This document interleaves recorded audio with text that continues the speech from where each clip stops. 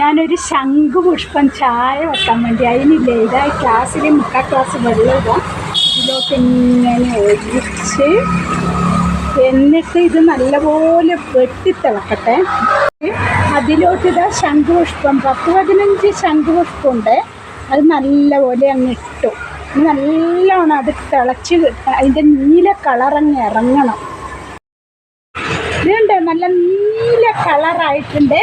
അത് ഞാൻ ക്ലാസ്സിലോട്ട് അരിപ്പ വെച്ചിട്ട് ഇങ്ങനെ എന്ത് രസമല്ലേ കളർ കാണാൻ തന്നെ.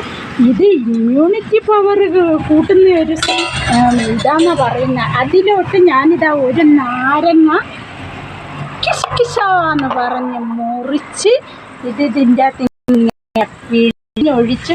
ഇതിൽ തേനുണ്ടെങ്കിൽ ഏറ്റവും സൂപ്പറാണ്. പക്ഷെ തേനില്ല. അതിന് ബദല് നമുക്ക് പഞ്ചസാര ഇടാം.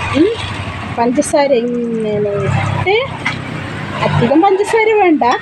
എന്നിട്ട് നല്ല പോലെ ഇങ്ങനെ ഞാൻ മുക്കാൽ ഗ്ലാസ് ഒഴിച്ചിട്ട് ഇച്ചിരിയും കൂടി ഒഴിച്ചായിരുന്നു. എന്താ പറയുക, ക്ലാസ്സിൽ ഫുള്ളായിട്ട് കിടക്കട്ടെ എന്ന് വിചാരിച്ചിട്ട്.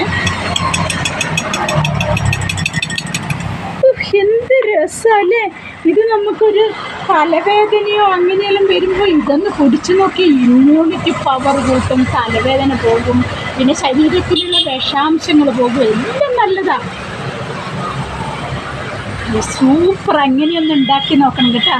ഇത് എല്ലാവരും വീടുകളിൽ വളർത്തേണ്ട ഒരു സാധനം. ശംഖുപുഷ്പം, വെള്ള ശംഖുപുഷ്പം, നീല ശംഖുപുഷ്പം. എന്നാൽ ശരി, അടുത്ത വീഡിയോ ആയിട്ട് കാണുന്നവരെ ടാറ്റാ ബൈ ബൈ.